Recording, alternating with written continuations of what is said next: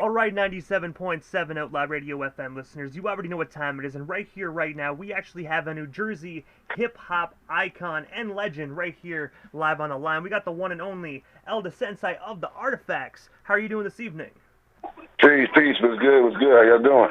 Doing best we can possibly be down here in Canada, man. How's everything out there in Jersey? I'm noticing the United States is actually slowly starting to open back up. Us Canadians over here are actually pretty jealous.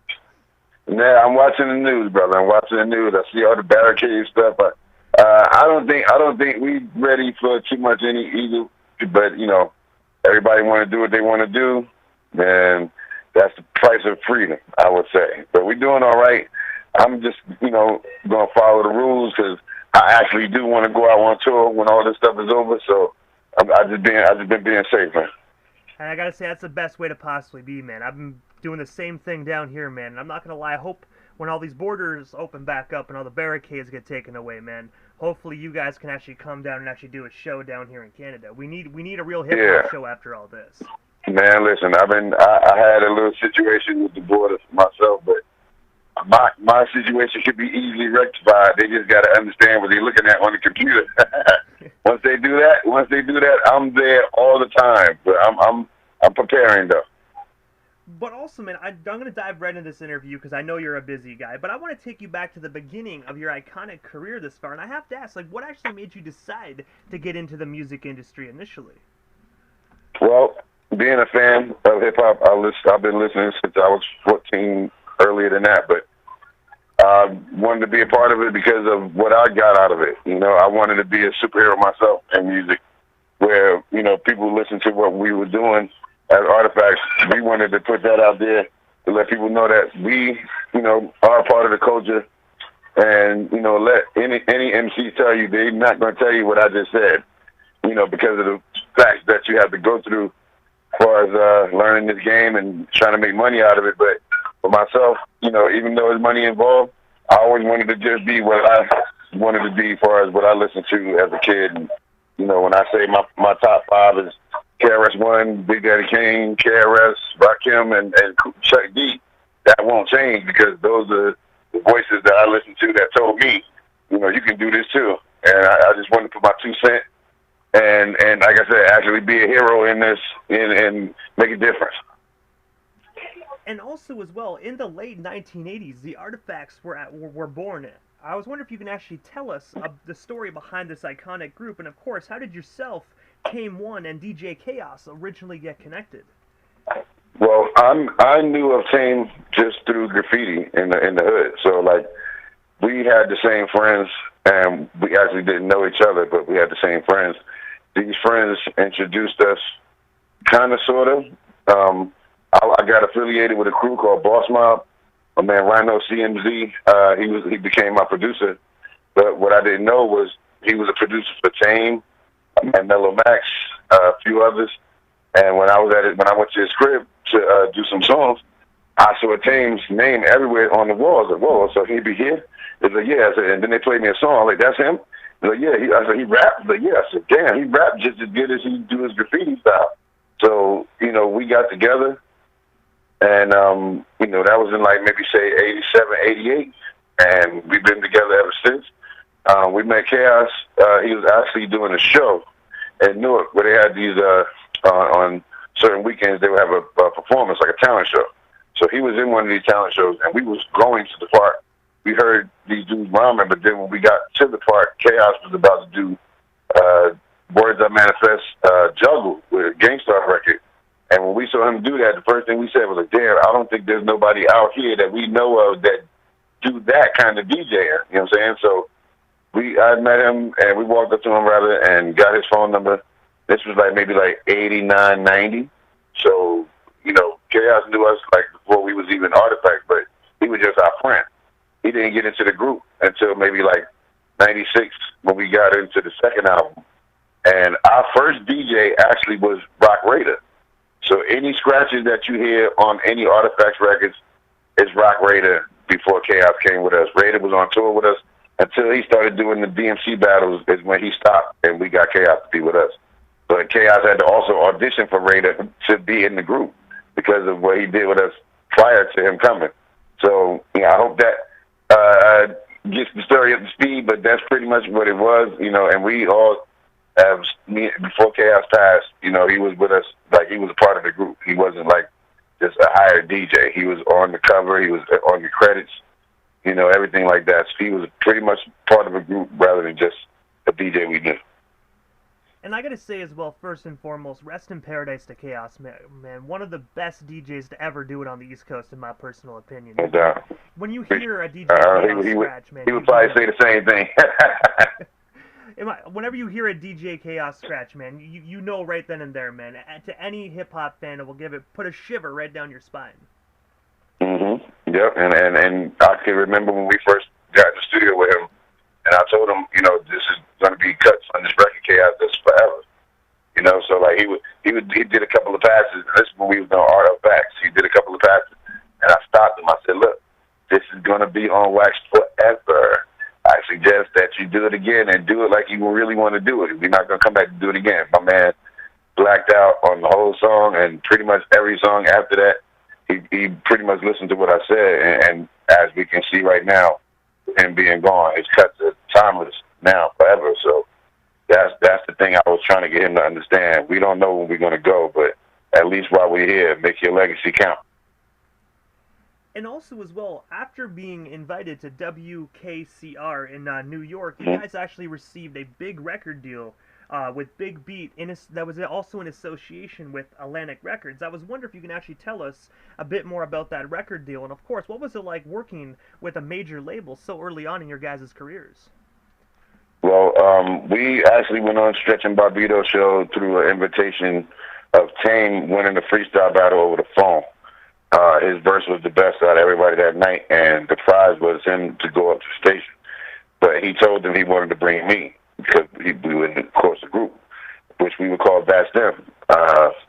We went up there, got the invitation, and for like 10, 15 minutes, we just blacked out on a Zulu Nation War Chant beat. And from there, Bob and Stretch looked at us, and we stayed there the whole night for the show. But something happened that night where they just felt like, they wanted to work with us a little bit more.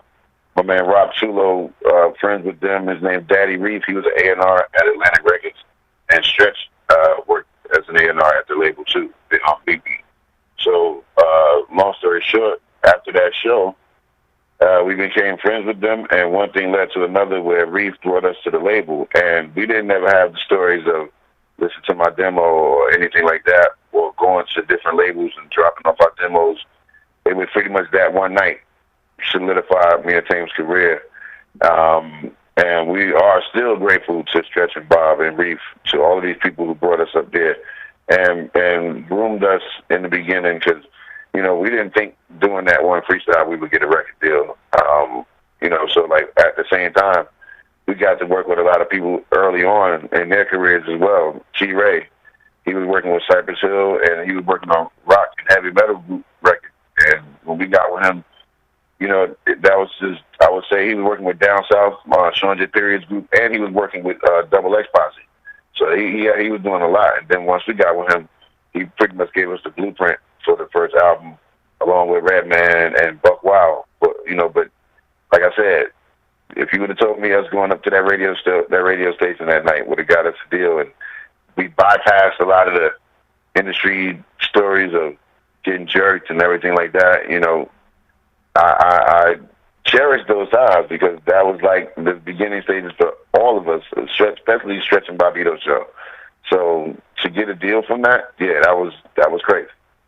And I gotta say as well, man, it just proves right then and there, even back in the day, you never know who is truly listening to the radio when you're on there, you know what I mean? It could be any time of the day, you never know who's on the receiving end.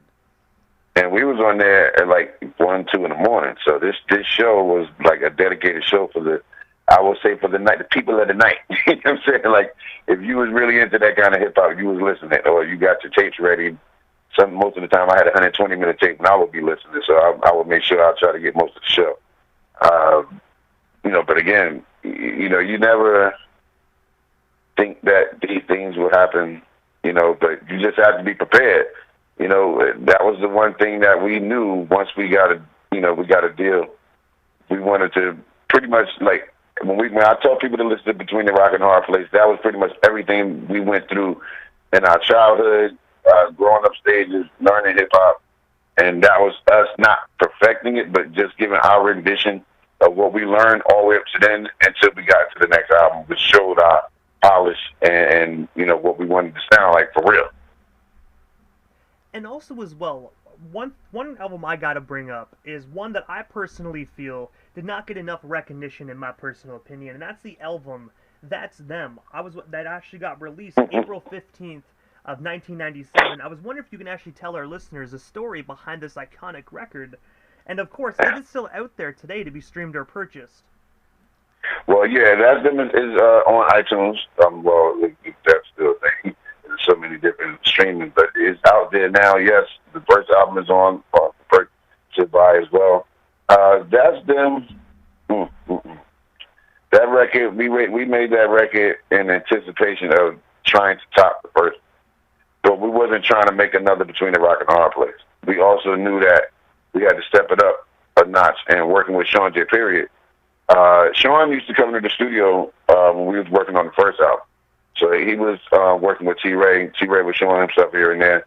But he would always come to me and be like, yo, I got something for you. I got something. I said, okay. Second album, and he was coming to the studio. He would let us hear a couple of tracks, and we was like, whoa, okay. Sean is not big on sampling, but at the time he was. But it wasn't so much like recognizable samples. But the music that he was making was totally different. Like, this is, you know, pre-Artifacts, pre-Black Star, pre-everything Sean was doing. But we understood what he was doing. And we added B minors on there, Mr. Walton Evil D, we got Baby Paul, Lord Finesse. You know, I remember Finesse gave us a track for the album. We was coming out of the New York hotel in Manhattan, raining cats and dogs. He saw us coming out. He pulled up in front of us while it was raining like that. He just said, yo, look, get in the car. We couldn't, but he played the beat right there. We put our coats over our heads, and that became collaboration of mics on the album. And even when we had did a session before we did the final version, and I called Lord Jamar. I was like, look, I need you to get on this record. And when he heard the beat, he's like, I'm on it. Let's go. So, like, this record was something we were trying to do, but be new, but not be an old Artifact record. And even though it wasn't as well received as the first one, you know, but that's also a hard thing to do for the sophomore album, try to be better than the first one. And again, we wasn't trying to be that, but we were trying to actually reinvent ourselves for that year of 96 and 97, because hip-hop had changed from 94, and especially musically and sonically, we knew we had to step it up. But like I said, Sean J. Period, you know, he really was the backbone of that record. Shout out to Duro, who engineered the record with him. I'm very proud of that record because for a lot of sophomore records, it's hard to do what you did the first time, and I'm happy that me and Tame did those records. It was a pretty much, I think we was ahead of our time with that record too, with the way that it sounds. You know, we were trying to challenge ourselves, but at the same time be new, because we knew we wasn't going to do the same thing as the first album. But I am very proud of that record. As many times I listened to that record, you know, after that we got off the label, and a lot of things changed. That's just being honest. But through that change, I don't think I would be the elder Sensei I am today, and Tame wouldn't be Tame One today. And it made our music better solo-wise, too, because now, you know, we got a new album about to come out, beats all done by Buck Wild. It really pretty much can show what we did in the beginning, what we learned as solo artists to come back today. You know, when we do our shows, it's like so dope because we do the first album, we do second album joints. Tame had a solo career, I have a solo career, so we do those songs, and we do even the newer songs that we put out over the years. So, you know, that record, without that record, we wouldn't be here today, even to still make records today. You know, that's a testament of the work ethic we had on that record that carried over into all the records we did after. And I gotta say as well, the one song that I always go to when I first slide in that record is actually Ingredients to Time Travel. My personal favorite. Yeah, Tame. That's Tame's. I call that his mental alchemy with that song. You know what I'm saying? Because he went through so many styles in that record, and no hook, just straight rhyming all the way through. That's like impeccable taste right there.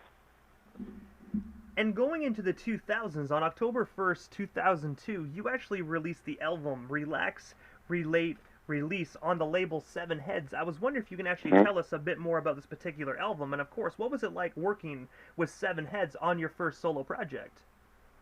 Well, let's think about Seven Heads. I was at a show in Philly. Uh, Unspoken Herd was doing the show. Ashru and Blue Black, they was doing the show. I was there, and I was amazed by the sound of that music they was doing on stage. Beats was crazy. Shout out to Yusef De Niro, who was working with them. I knew that I wanted to be down with whatever team they was on from what I saw and heard that night. I approached them and told them they knew who I was after I, came up to them. But they gave me the number to the label, and I was like, okay, let me go have a meeting. This was like my first calling a label, like to have a meeting, something like that. So I called them. I set up a meeting. My man Lamont Temple at the time was working at Seven Heads. May he rest in peace. He just passed away recently. This guy was my key to the label. He got me in there to talk to Wes Jackson, and they pretty much took care of me in a way that I didn't know what could happen. Being a solo artist, my first solo project, that was a good experience for me because it showed me that there was other people out there that wanted to work with me and wanted to see me do well. That at that time also, I was still coming out of the breakup with me and Tame, but I had records that I had did, but I never did a whole album. So that was hard. I wasn't sure if people wanted to hear me by myself. I had to write a whole lot more as far as compared to being in a group. So I had to be very, very sure what I was doing. Salute my man Jay Rawls, Can't Kick, my man P Original, may he rest in peace as well. He did a lot of beats on that first album for me. Chaos, but I want to curse. He busted, you know what, on that record for me, all the cuts that he did. Seven Heads was a good home for me. And that pretty much got me to be a little bit more brave in the industry as a solo artist. And it did well for me. It did very well. I'm always on the road, and with these albums and records that I've done, they keep me on the road. So I'm blessed to have been able to put out that record because it pretty much set me up for the next 8 to 10 years as far as my career with that album. And I gotta say, it definitely is an iconic album, man. Definitely a phenomenal way to actually go solo is to drop a phenomenal record like that. Thank you, and it was very personal, a very personal record too. A lot of things was going on in my life at the time I had did that record. I had lost my father. A lot of other things were going on, but doing that record pretty much was my therapy. Recording it, and it got me through a lot. And a lot of times you don't get to celebrate records like that because of the things that may be going on. But that record pretty much put me in a place of understanding what my goal was and why I still do music, why I'm still in the culture. And, for what it's worth, like you said, that record, for me personally, like I said, therapy for that time period, but it brought out a lot of music out of me and things that I said in that record that probably needed to come out. And also, as well, in the mid to late 2000s, yourself and K-Def actually came together to form the New Jersey-based duo titled The Enforcers. I was wondering, Can you tell us a bit more about this phenomenal duo, and of course, what actually made you guys decide to come together to release the Jersey Connection? Well, Kay, I've known Kay for a long time since when he was in the Real Live group when they got on Atlantic. I was always a fan of his music too, Love to the Underground. So like. When he did the remix for Getting Hot, even though we didn't get to release it because it was a George Benson sample, I still had ties with him, and just because he's not too far from me where I live. So once we got together in 2008, after I did the Unusual album, he had a track on that album called Rock It Out, and I was like, look, this record sounds crazy. We should do more. So we started making songs in 2008, and we did a whole project. But it didn't get picked up until later on. And Slice and Spice Records picked it up. My man Fred White did the artwork all the way from Australia. Crazy, crazy artwork. It was a play on like blaxploitation time period, I would say, because we had the artwork and just the style of the music we was doing. Jersey Connection, man. 8 joints of K-Def being the producer that he is, extraordinaire, I'm still, grateful to have been working with him on that record. We're gonna do some more, and because that record was 2008, we were just trying to show people what we was doing at the time. If we were to do that record again today, it'd be a totally different record. That's why we're gonna make a whole new one. But it showed both our versatility, for the first time working with each other. I love that record. I got to shoot one video that we did in Berlin, but like that record to me was something good because I don't get to work with a lot of producers like Kay. So I love that record. And when you guys actually filmed that music video actually in Berlin, like, because I do know that obviously with some music videos, sometimes they have security and whatnot to kind of make sure the fans don't kind of bum rush you guys. Did any individuals try and actually jump in your guys' shot while filming that music video? Nah, actually, that video I shot, me and my man, Suchin, we went outside. I had just done a show. He came to the show, and right after the show was over, we shot that video. Actually, we shot it the night of the show, I'm sorry. And before the show, he shot the video because you could see it's about to actually get dark. We were trying to work with all the light we had left. So it looked good shooting that night at night, too. So we just pretty much kept shooting. I shot a video for him as well because that's we had to trade off. So he came. He lived in Berlin, and we shot the video there. I've never had an issue. It's almost like they don't think about it. Like in that video, you can see I'm all in the camera. I'm in the security camera filming so he could record it and film it from off the TV screen. So I'm thinking about it like I know the police is looking at me in this camera like, yo, what are you doing? So we just said people on the train. They just saw this random black dude standing there. All the Germans looking at me like, what is he doing? But there were two kids in the video that did stop. And if you watch the video, they kept asking me who I was. And the part of the video, I was showing them on the phone. I was showing them my videos of what I did. And them dudes, wasn't even supposed to be in the video. But we saw them. They was in the camera so much. I was like, yo, put them in. And we just, let them rock out that way. But, I never had situations where people just bum rush or the police come and take stuff. They pretty much let you do what you want, as long as it ain't too much noise.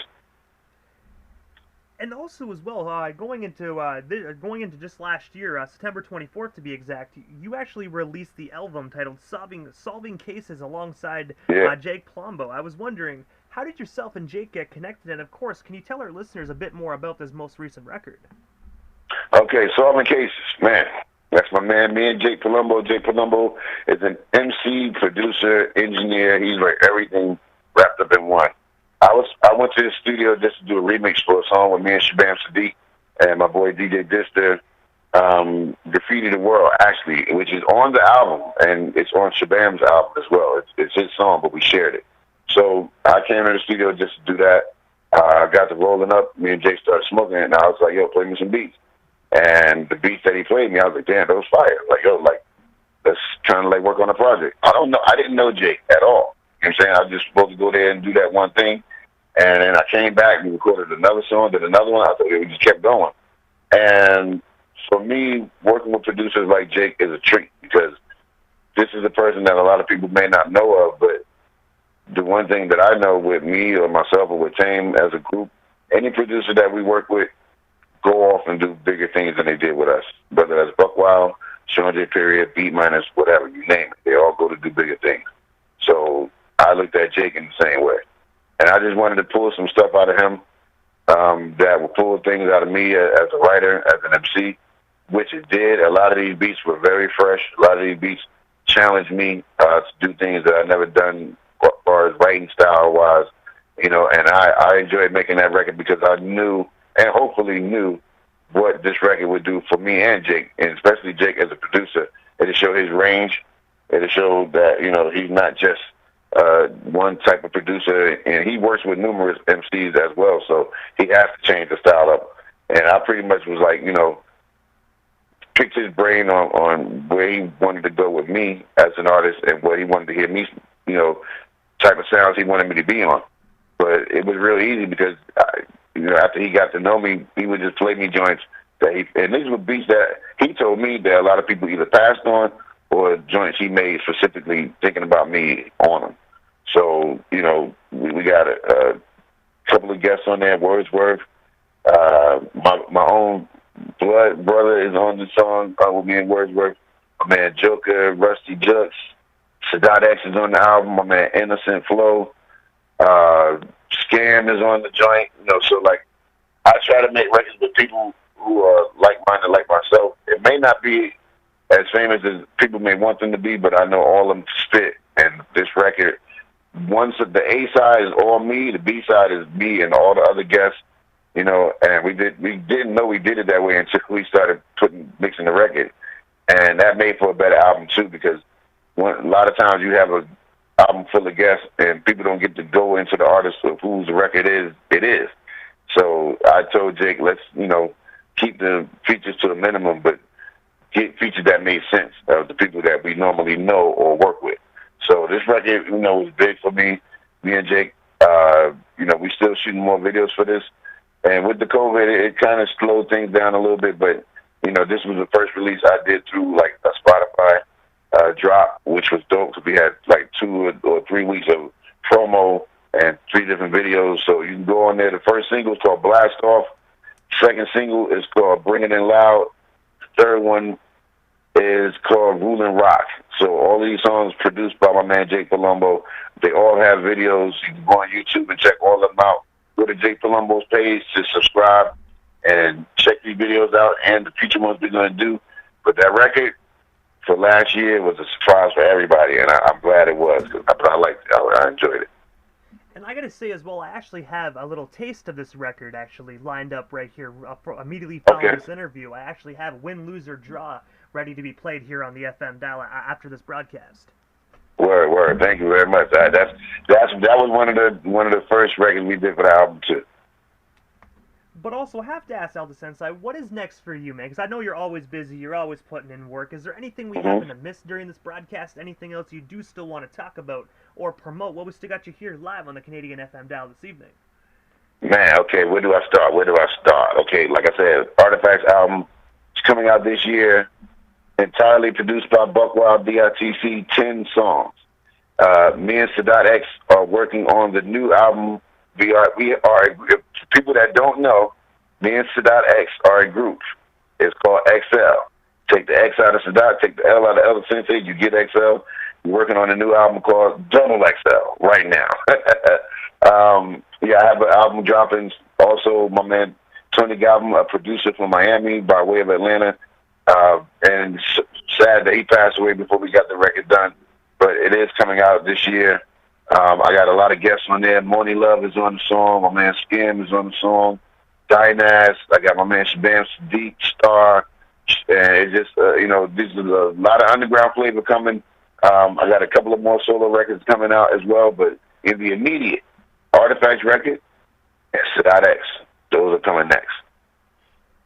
And also, this is the time of the interview quickly, right before I wrap things up, that I give a chance for the individual that does slide into the radio station airwaves, just a chance to give, shout-outs to whomever they want to give shout-outs to, but most of all, your social media handles. That way our listeners can follow you and stay updated on everything Elder Sensei, if they're not already doing so.